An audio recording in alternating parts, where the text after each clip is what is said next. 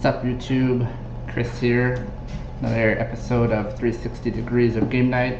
I'm gonna teach how to play Adventure Mart right out of the box. I've only played this once, so it has been a while since I last played it, so it'll have to be a refresher for me as well. Here is the manual. This is what it looks like inside the box. So let's see what we have to do. First thing, Day 1 setup. Depot area. Set aside the basic stock cards. So you're going to have all of these cards. There's a recommended first playthrough, and it's asking me to set apart the basic stock cards. So these are the stock cards. And then it's asking to separate the purple cards. So there are purple and blue cards, like so. It says, set aside the purple ones. Shuffle the remaining blue background ones. Oh, did I take out all the blue ones? No, I did not. There's still some more in here.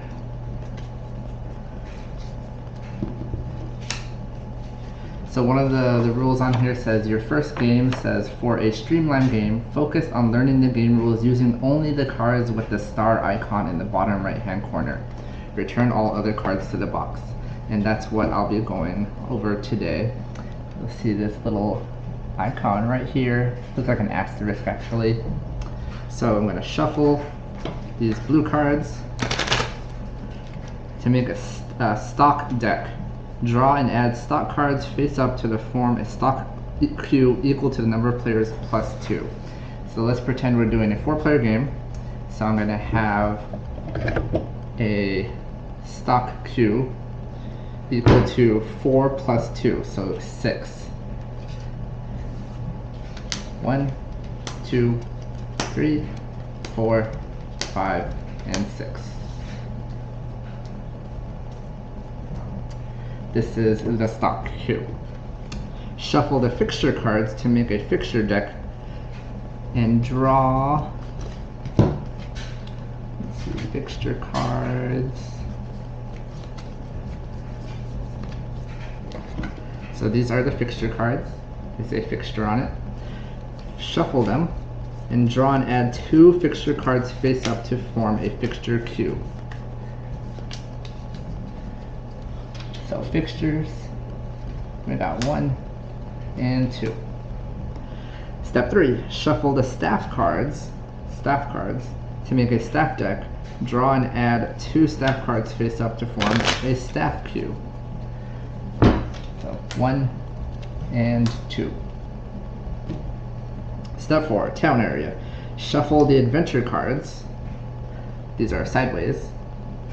To make an adventure deck. Draw and add adventure cards face down to form an adventure queue equal to the number of players plus 1.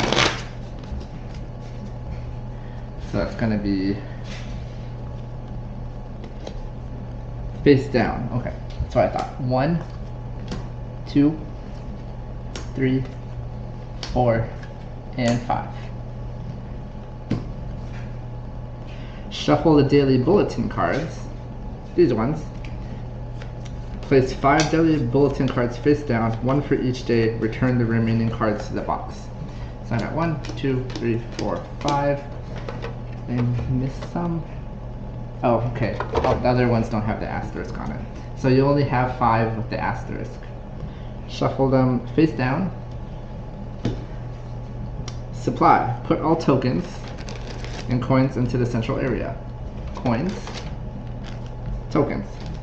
Leave space for the abyss. This is an area that is removed from game. Player store.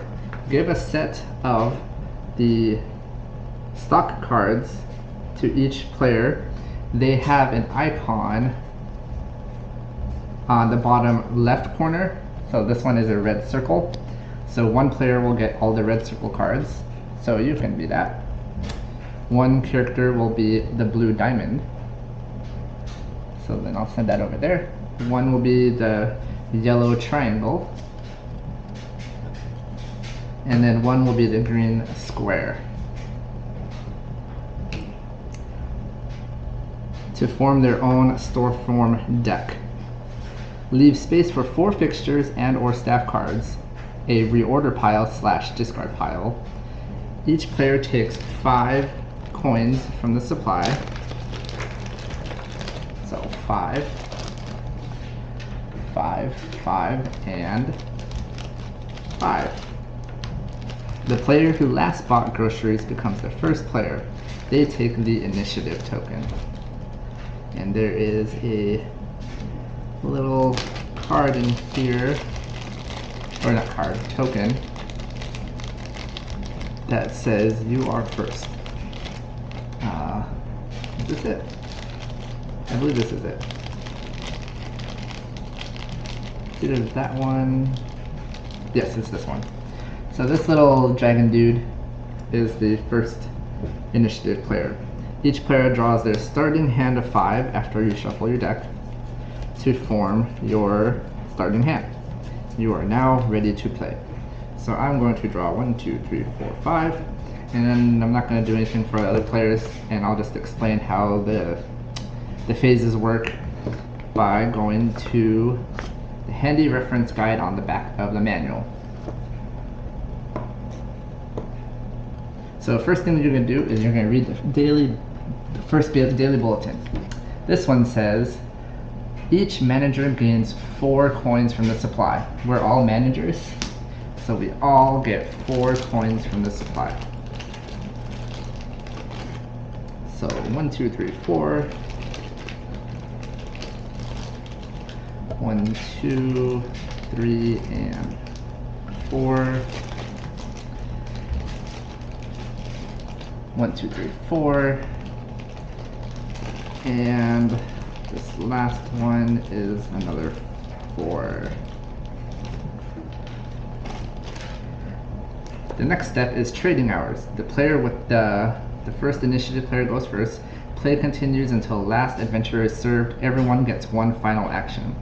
So out of your turn, you have 1 action. You can either A, spend gold with your money, B, start a sale, which is trying to sell items out of your hand to an adventurer, or C, use a card effect from your hand.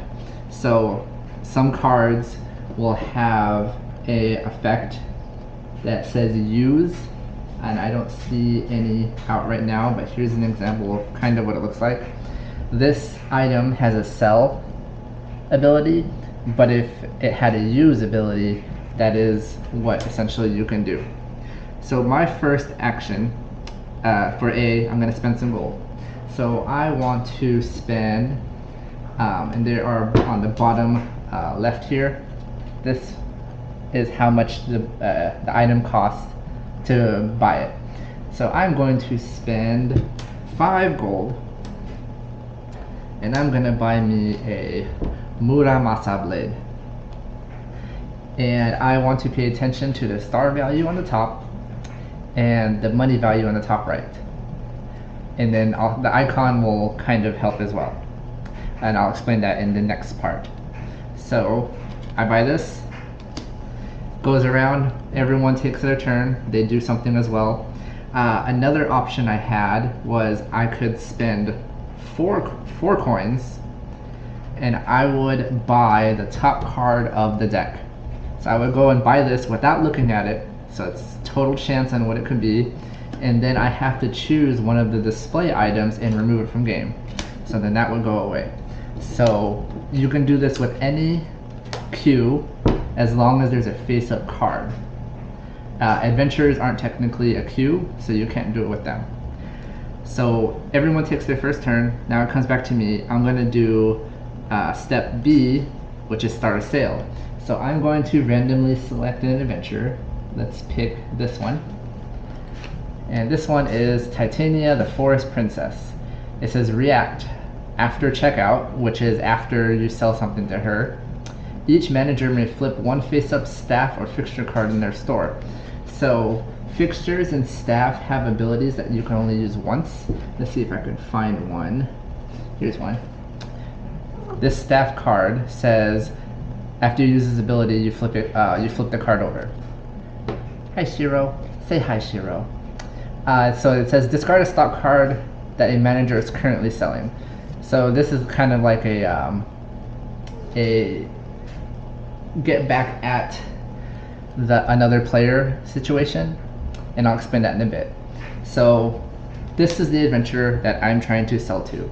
I can only sell adventure items that have this red icon or this green icon, the fighter or the ranger icon. And I'm going to show you my hand, and my hand has 2 reds of the fighter and 3 blues, which I can't remember which the blues are. So that means I can only sell her these 2 items, since she has only the red and green icons. So I'm going to say I want to sell these 2 items to her, and I need to add up the stars. So my Muramasa blade has 5 stars, and my Wanderer's cloak has 1 star, so that's 6 stars. Then from me goes clockwise, so whoever is starting a sale. Now you get to go next, and with your opening hand, you get to try to persuade the adventurer to come to your store instead of mine. And depending on your hand, you also are restricted to red and green.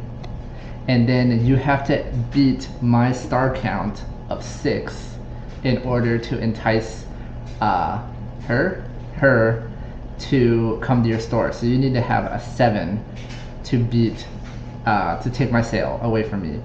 And then if you can't, then it passes, and then it passes, and it passes. If no one can beat my 7, I get a bonus coin from the market. I sell my items to this adventurer. My adventurer can only afford $8 though, or 8 coins, and I'm selling her 9 coins. Because she can only afford 8, she's essentially getting this Wanderer's Cloak for free. So I'm going to send these to my discard pile. I'm going to take this adventure, and I'm going to take 8 coins because that's all she could afford. So I'm going to take 8 coins, and then I took an extra coin because no one was able to sell to me. And then she says, after checkout, each manager may flip a face-up staff or fixture card in their store. If I had a staff or fixture card, if anyone had a staff or fixture card that was face down, this would flip it face up. So everyone gets an ability to kind of refresh their storefront. And that is how the starter sales works. This little guy, the initiative token, moves around whenever someone starts a sale. So now let's say it's your turn. You want to start a sale, so you're going to take this, and you're going to start a sale with this card. Now, because you took this away from me and you didn't start with it, you get to add a star amount to the card value you're selling. So let's say you had a total amount of 3 stars from cards in your hand that you want to sell. Because you just obtained this initiative card, now you have 4 stars. So it helps you as the person who is starting a sale to entice the adventurer to buy from you. And then that's where these fixtures come into play, and staff. And let's say, for example, I had the Worker of Knights. If I noticed that you had the Wanderer's Cloak, let's use this top card as an example, I can discard a stock card that you're trying to sell. So I'm going to say, no, you're not selling the Squire a Wanderer's Cloak. This goes to your discard pile. I'm going to flip him over. You essentially lost a star item out of your trying to sell to this Squire. And so then that changes the outlook of other people trying to outbid this adventurer from you, or giving you less money to take from the adventurer. So that's how staff and fixtures work. They all have lots of different abilities. Like this one, let's say for example, Red Mountain Bard says add to a sale to gain +7 stars until the end of checkout. If you use this ability, you banish this card. So that's a remove from game effect once per use, but he adds 7 stars to your sale. So that's pretty good. Depending on the situation of the game, if you really wanted to make a sale and you have this staff member, can help you close that deal. Then everyone goes around, and the next one is use a card effect. So at the end of my turn, I would have drawn up to 5 cards. So I would draw 2 cards. So now it's my turn. We don't start with any cards that have a use card effect, but I'm going to show you this other spend gold ability that I was mentioning earlier. So I'm going to spend 4 coins, and I'm going to take this top card without looking at it and buy it. And this is what I bought. I bought a Phoenix Town that was worth 4 coins, so I didn't really get lucky or unlucky. I bought it for face value without knowing about it, and then I get to choose one of these and remove it from game. So I'm going to take the Moth Silk Garb and remove it from game. This goes to my hand, and then that's my turn, and it goes all the way around again. So we keep doing this until all the adventures are gone. Once the last adventure is gone, so let's say all of these are gone, everyone gets one more turn after the last adventure is taken. So everyone has a chance to try to buy some more items, buy some more fixtures, or hire more staff. At the end of the game, you want to really have fixtures and staff, or no, fixtures. What is it again? It is, oh no, fixtures and stock. So staff doesn't help you for winning the game. So we go through 5 rounds. Each round we reset up the queue, do everything all over again. After the 5 rounds, you add up everything you have purchased that is either a stock or a fixture. You're going to look at the bottom left value, so essentially the money you spent for buying the item. So this, for example, is 3. And let's say I bought this fixture, so this one is 2. You would add up all those cards that you bought. Then you would add up all the coins you have remaining. So I only have 5. And some adventurers have abilities that give you bonus points at the end of the game.